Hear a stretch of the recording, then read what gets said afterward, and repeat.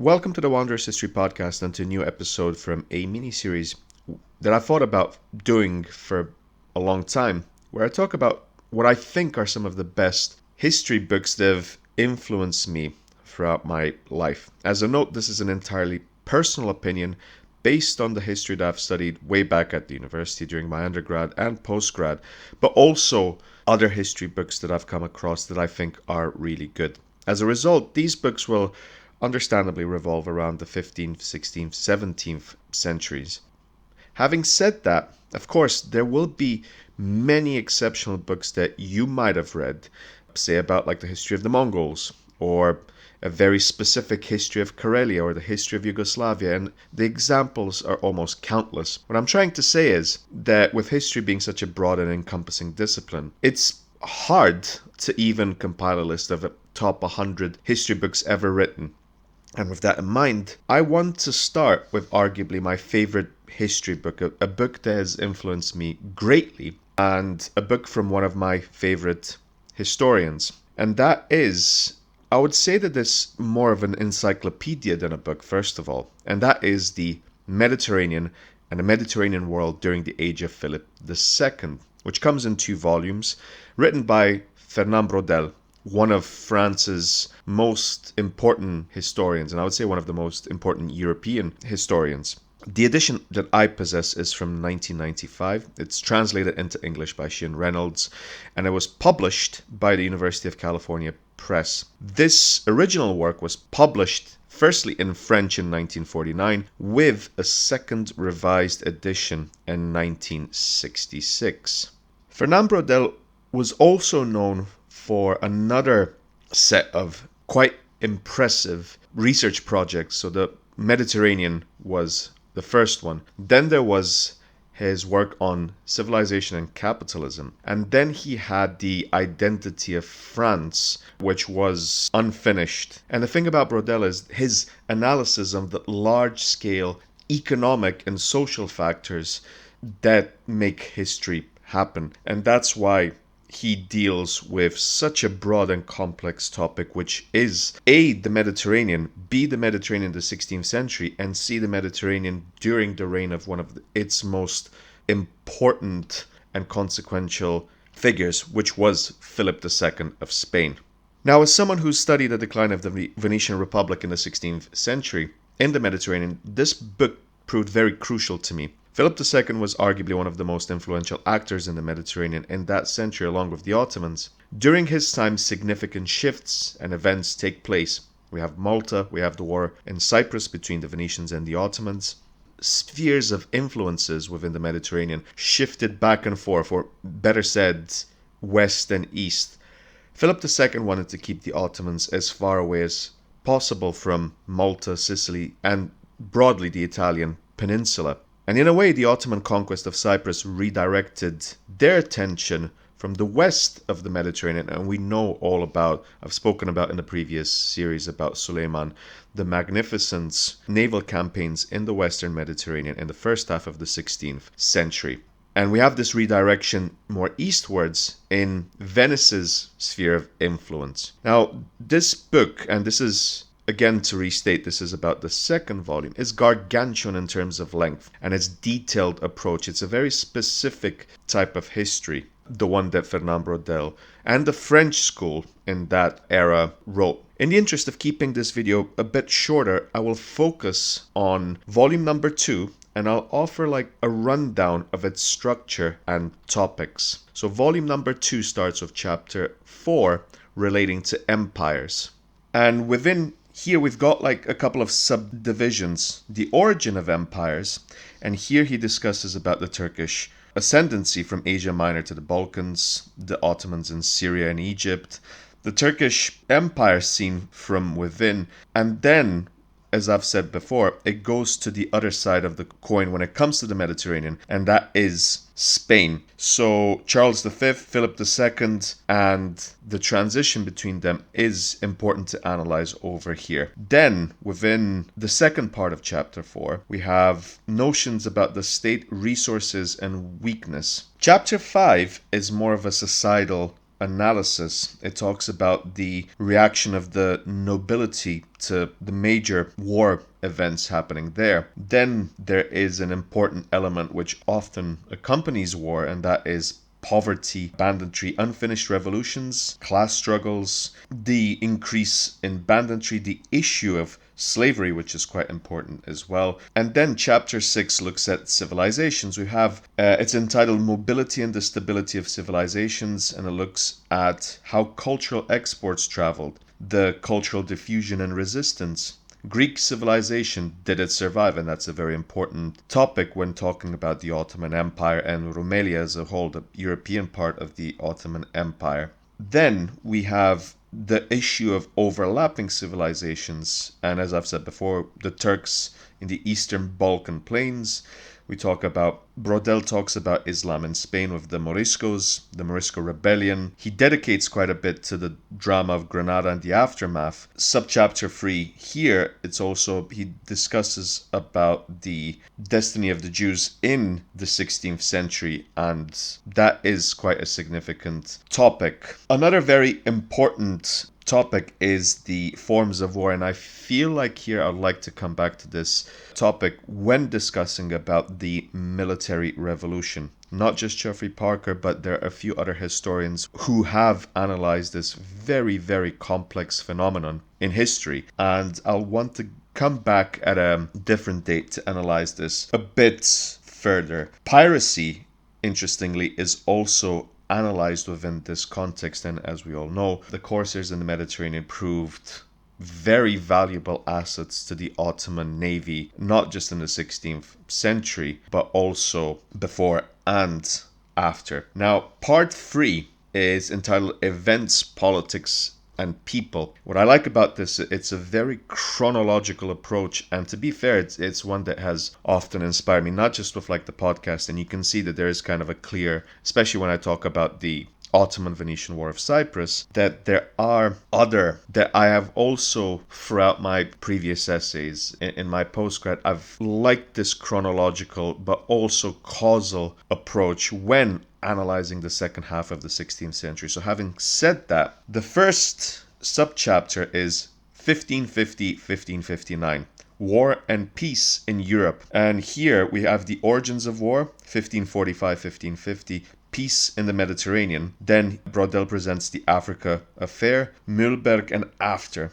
Then, war in the Mediterranean and outside of the Mediterranean. We have an analysis of the fall of Tripoli on the 14th of August, 1551. 1552, the flames of war. Corsica becomes French and England Spanish, that is according to Braudel. And the several abdications of Charles V, 1554, 1556. Then we go to the return of war. Initiative still comes from the north. The Treaty of Cateau-Cambrésis, which I've often discussed about, and it is a pivotal moment in 16th century European history, and Philip II's return to Spain. From here he proceeds to go Spain in the mid-century, the Protestant scare, political discontent, financial difficulties. The many bankruptcies of Spain throughout the 16th century are one of the most analyzed financial and economic sorts of history. Then we have a very important subchapter entitled The Last 6 Years of Turkish Supremacy. So Braudel tends to think that 1565 in Malta is a rather pivotal moment because it shows weaknesses within the what was considered to be a Ottoman naval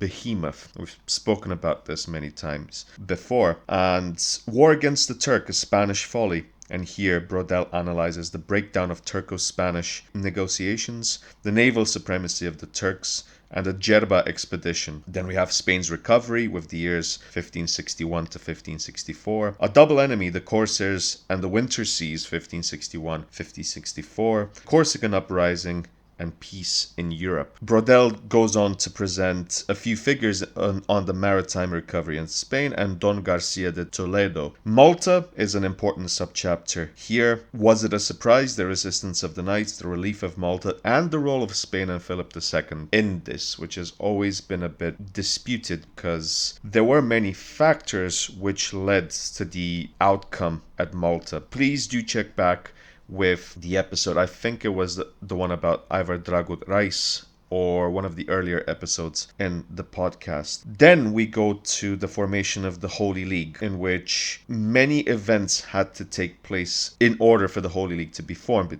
1566, 1570. So Braudel explains what happened with the election of Pope Pius V, the Turks in Hungary and the Adriatic, war breaking out again in Hungary, the situation, the tense one in the Netherlands in 1566, and how actually between 1567 and 1568, the Mediterranean it was eclipsed by the Netherlands. And speaking of eclipsing, the War of Granada is more than that. It is a turning point, the rising of tide of war, the beginning of the War of Granada, and the consequences of this with what happens in Tunis. Then Braudel proceeds to correlate what happens in Granada and the war in Cyprus with its early stages and then the relief effort. Lepanto, arguably one of the most important events in early modern history, one of the biggest naval battles as well. There is a whole chronological presentation by Braudel of what happened with Lepanto in 1571. 1572 is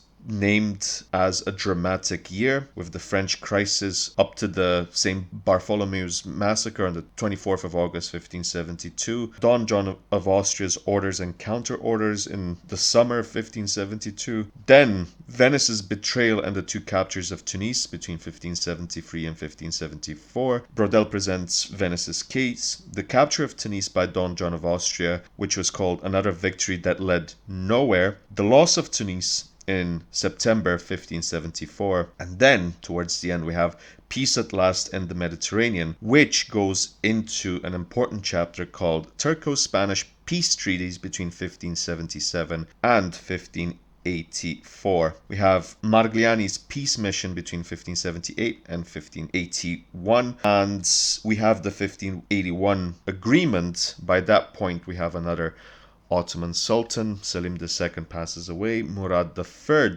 becomes Sultan, and we see somewhat of a pacification, or at least the stop of major naval warfare in the Mediterranean, because both Spain, the Ottomans, but also the Venetians, the finances were strained, to say at the very least. And with this in mind, Braudel says that war leaves the center of the Mediterranean, and he looks at the Ottoman Empire in Persia, the war against Persia, the Ottomans in the Indian Ocean, the invasion of Portugal, which is a turning point of the century, at, and give me a second to pronounce this right, Alcazar Quivir, I hope that is correct, 1580, the coup, and then Spain leaves the Mediterranean. The final chapter is out of the limelight, the Mediterranean after 1580. It starts with problems and difficulties for the Turks. After 1589, rebellion in North Africa and in the Islam world, the Turkish financial crisis.